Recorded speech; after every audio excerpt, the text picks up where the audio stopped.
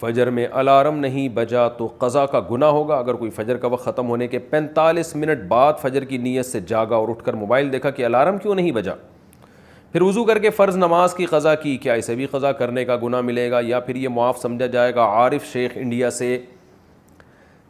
عارف شیخ صاحب, اگر پورا انتظام اس نے فجر میں اٹھنے کا کیا تھا پھر بھی بیچارے کی آنکھ نہیں کھلی تو پھر کیوں گناہ ملے گا؟ حدیث میں آتا ہے کہ لیس فی النوم التفریط فی الیقظہ.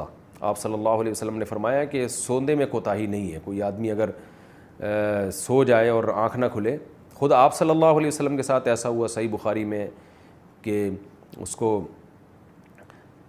آپ صلی اللہ علیہ وسلم کی آنکھ نہیں کھلی, کیونکہ حضرت بلال جنہوں نے جگانا تھا ان کی آنکھ نہیں کھلی, تو حضرت بلال کی جب سورج کی کرنیں آپ کے چہرے پر پڑی ہیں تو حضرت بلال کی آنکھ کھلی تو آپ نے سب کو اٹھایا. تو پورا انتظام آپ جاگنے کا کر کے سوئے پھر بھی آنکھ